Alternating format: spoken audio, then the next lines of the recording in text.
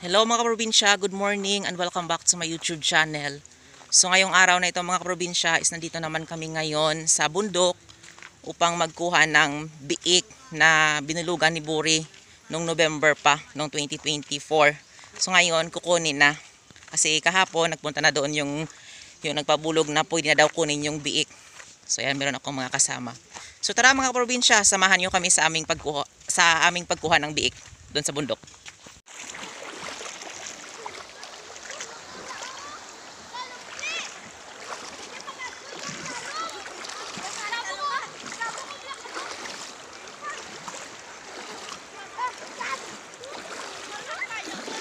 So mga kaprobinsya, ito yung una naming ilog na pagdaanan.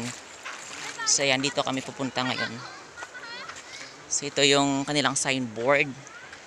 Signboard po na pahibalo sa lahat po na ito po yung kanilang rules. Ayan. So ito yung daan papunta doon.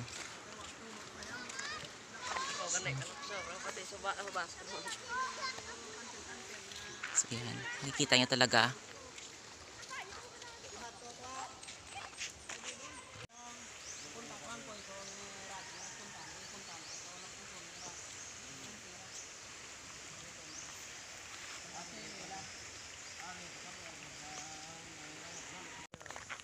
So yan mga kaprobinsya, marami ditong puno ng akasya.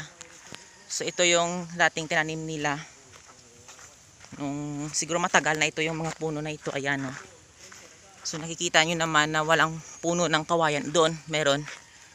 Pero ito yung mga dati pang tinanim ng mga tao dito. So ayan.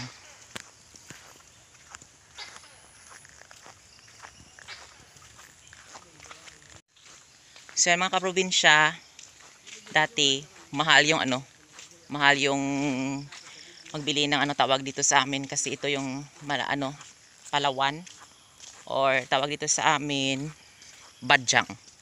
So yan. Tayo maraming badyang tawag dito sa Iloilo. So yan, sobrang mahal talaga ito bilhin. Dati na KMGS ito. Pero ayan dito sa amin ayan. Nagkalat-kalat lang. Pero bawal itong kunin.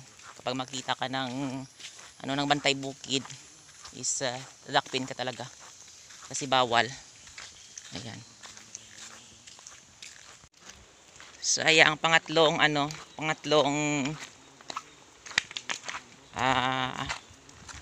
ilog na pagdaanan natin. So isa lang yung ilog na ito, pero kaso dahil parang nagsisigsag yung ilog. Ayan. Ito yung ilog na doon pa sa bukid. Doon pa kami sa bukid. Doon pa yung amin. Ayan.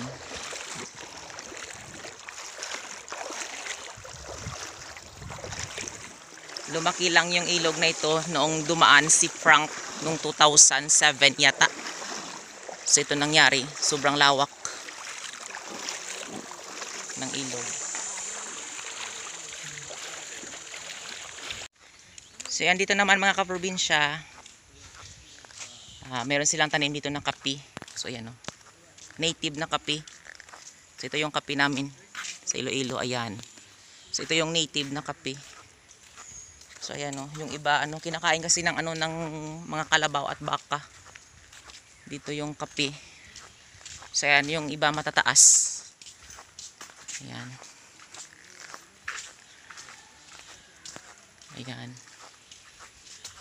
Kapi. So, sobrang daming kapi dito. Ayan. So merong manok doon. Siguro doon sa kabila is merong bahay. Ayun. Merong kamalig doon. Hindi makikita. Yung bahay kubo. So yan, meron silang mga tawag dito. Mga alagang manok. Ayan. So sa mga kaprobinsya, ito na yung pang-apat na na ilog na tawidin natin papunta doon sa kabila. Pang-apat na tawid. Ayan.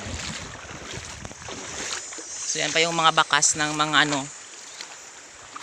kung ganyan makikita nyo talaga mga kaprobinsya, sobrang lakas talaga ng ilog na ito kapag malakas yung ulan doon sa bundok. Ito yung mga puno ng kahoy na ito yung kanyang na dala dito papunta doon sa pababa. So ganyan kalakas yung kanyang yung tubig. So hanggat dito yon yung tubig. So yan. Ito yung tawag dito, kalakas. Yan o. So kung konti-konti lang yung tubig dito mga kaprobinsya, hindi niya ito mahahatak ng ganun kalaki ito. Yung mga puno na ito. Ayan. So kapag dito mga kaprobinsya, kapag makikita mo talaga na yung bukid o yung bundok is maitim na doon, yung ulap doon sa itaas.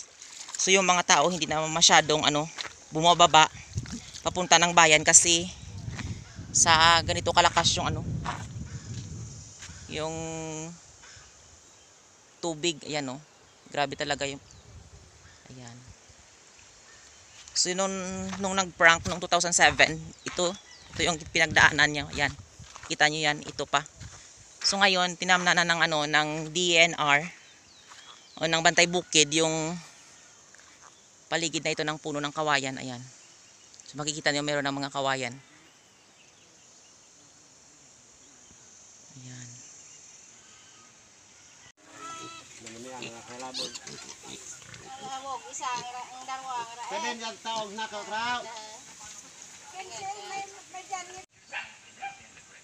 So ayan mga kaprobinsya, ito yung kanyang inahin. Yung nanay ng mga biik. So sobrang payat. Kasi yung kanyang anak is 10.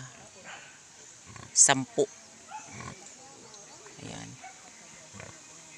So ayan, sobrang layo ng pinagkukunan nila kasi ng dito ng tawag dito, ng ipa ng mais. So ayan, so yung pinapakain nila kuan lang yung mga taro, ganyan. So ayan, so yung kanyang mga biik is maliliit, mga payat. Ayan. So dito, ayan o, malapit sa gilid na ito ng bangin. So ayan, ito na yung ilog. Ayan, ayan yung ilog, may puno ng kapayas. Ayan.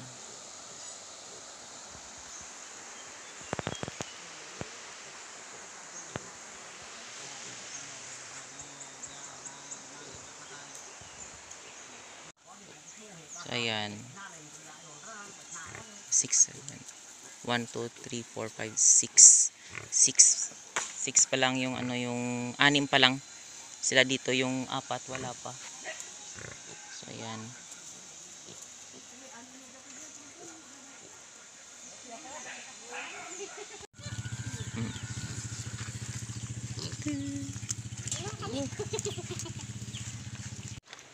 So yan mga kaprobinsya, pauwi na kami ngayon. So yung kasama namin na isa doon is sumakay siya doon sa sa motor. So yung dalawang biik is doon na pinadala na sa kanya. So doon lang kami magkikita-kita doon sa sa labasan. Kasi kapag kapag dalhin pa namin yung biik is mabigat. So yung may-ari ng ng biik kasi meron siyang motor, is pwede man dito makapasok yung kanyang motor. So nagsabi na lang yung may-ari ng kinuha na namin ng biik na isabay niya na lang palabasan. So doon yung yung sa kabila yung yung kanilang dinadaanan. So ngayon dito kami sa ilog nagdaan kasi malapit dito. So parang shortcut mga kaprobinsya. So yan talaga mga kaprobinsya, kahit sobrang layo ng ng lugar na tawag dito, na barakuhan nila ng ng kanilang inahin. Yun talaga yung mga tao, kasi kapag nakita nila na maganda yung quality, yung ng barako is yung lahi, kahit malayo mga kaprobinsya, kahit kasulok-sulukan na ng ng liblib na lugar dito sa amin, is pinupuntahan talaga yung yung barako na yun. Kasi maganda daw yung lahi at madami daw yung madami daw siya kapag panganak yung yung biik, at malalaki at mahaba yung mga yung mga biik. Kaso kanina mga kaprobinsya, nakikita nyo naman yung mga biik is parang payat at maliit kasi marami sila 10. At saka malayo dito yung lugar na pagkukunan ng ng ipa ng mais. So kailangan pa talaga na hakutin at dalhin doon sa kanila sa bundok kasi yun So yan. So mapayat yung inahin at saka mapayat yung mga biik. Pero okay lang din yun mga kaprobinsya kasi mabilis lang din yun lumaki. Kasi ngayon gumagamit na si Tito ng commercial feeds at saka meron na siyang mga vitamins at pinupurga na yung mga biik. So ayan. So mga kaprobinsya, ito yung kanilang mga kalabaw dito. Yan, madami sila. So ito yung mga alaga ng mga tao dito. Ito yung naghahakot ng mga ng mga kawayan doon sa labasan na binibenta nila. Ayan. So ito. Nakaano lang sila mga kaprobinsya, nakawala. So ayan, makikita mo talaga na maganda yung mga katawan nila. Ayan, meron siyang anak. Malulusog. Ayan, siguro buntis ito. Ito yung mga hanap buhay ng tao. Ito yung kalabaw ang katuwang nila sa pagtatrabaho, sa paghahakot ng ng kawayan doon sa labasan. Ayan.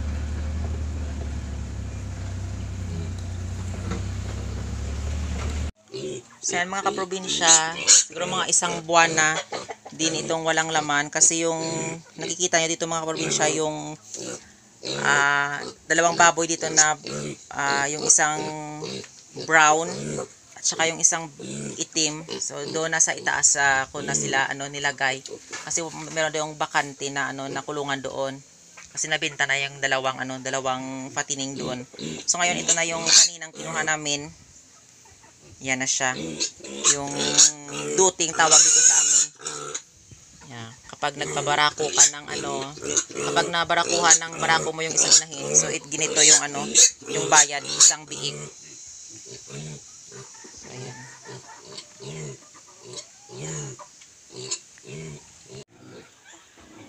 So yan mga kaprobinsya, pinakain ko muna kasi umiiyak, baka gutom. So ayan, tumigil na siya ng kasi gutom. So ayan, dito ko lang muna nilagay yung kanyang yung commercial feeds na ito yung pinapakain ko sa kanya. Buti na lang at kumain din kasi yung doon yung kinakain nila, nagtanong ako sa kinuna namin doon na taro lang daw yung pinapakain at saka tawag dito saging, yung yung katawan ng saging. So ayan, buti na lang kumakain din siya ng commercial feeds. Ayan. So mabilis lang ito lumaki. Bukas is pupurgahin ko na siya at lagyan ng ng vitamins. Ayan. So mga kaprobinsya, hindi kami nagdaan doon sa itaas, dito kami sa ibaba nagdaan sa dinaanan ng ng inahin doon na doon niya dinaan sa sa itaas papunta dito sa amin. So doon kami nagdaan sa sa ibaba at papunta doon sa kanila mga kaprobinsya. Kasi kapag dito kami sa itaas pupunta at magdaan kami sa bundok is mga 2 oras at kalahati yung lakaran namin. So yung baboy, biik kasi yung dala namin mga kaprobinsya kapag umuwi na kami. So yan, baka mainitan yung biik at sayang naman baka mamatay yung biik. So yung biik dito sa amin mga kaprobinsya kahit native na baboy is 5,500 na talaga. 5,500 na yung yung biik. Sobrang mahal talaga mga kaprobinsya ng biik dito. So ayan, doon kami dumaan sa sa ibaba at nagsakay kami sa sasakyan. So kapag doon sa ibaba kami ang dadaan is kalahating oras lang at na kami doon sa kanilang bahay. Makarating na kami doon. Tapos salamat din kami kahit papaano nakasulod doon yung motor na sasakyan mga kaprobinsya. So yung yung may-ari is siya na lang yung dala ng biik doon sa labasan. So yan, nagpunta pa kami doon sa sa bayan kasi meron kaming nagbili, merong nagpabili ng ng tawag dito ng ng semento. So ayan, nakita nila yung biik. Sabi ng doon ng may-ari ng tindahan na bilhin niya sana yung biik ng 4.8, kaso sabi ko sobrang mahal ng biik ngayon. So ayan, hindi naman ni Tito binibinta ngayon yung mga biik niya, is palalakihin niya mga kaprobinsya para mas malaki yung mas malaki yung baboy, is malaki din yung yung kanyang price mga kaprobinsya. So dito sa amin ngayon, kahit bundok ito mga kaprobinsya, maliit na talaga yung mga baboy na nag-aalaga dito. At saka nag-uubusan na yung mga baboy. So nakikita nyo naman na dito mga kaprobinsya is wala na talagang laman yung mga yung mga kulungan dito sa ibaba. Wait lang, ipapakita ko sa inyo. Ayan. Ito na lang, siya na lang dito. At dito na lang, kasi wala nang laman, wala nang baboy, so nilagyan na lang ng ng manok. Ayan, ng native na manok. Ayan. At saka dito wala namang laman. Ayan. So dyan, yung yung dito naman mga kaprobinsya is hindi po ito kay Tito, is yung may-ari ng lupa. So dito nila nilagay kanilang biik. So dito sayang talaga mga kaprobinsya kasi walang laman na baboy. So ayan. Kasi wala naman kaming dito ilagay kasi wala nang biik. Tapos yung mga anak ng ng Hypor is namatay din. Yung 10 anak niya namatay din mga kaprobinsya. Ganyan talaga mga kaprobinsya yung buhay. Hindi sa lahat ng pagkakataon is masaya yung pag-aalaga natin ng baboy. So yan talagang sabi ni Tito na kapag magtiyaga ka, malinaga ka talaga. Kapag hindi ka magtiyaga, wala kang makukuha. Maraming salamat sa walang sawang pagsusupport at panonood nyo sa aking YouTube channel. And don't forget to like, share, and subscribe to my YouTube channel. Thank you for watching and happy farming!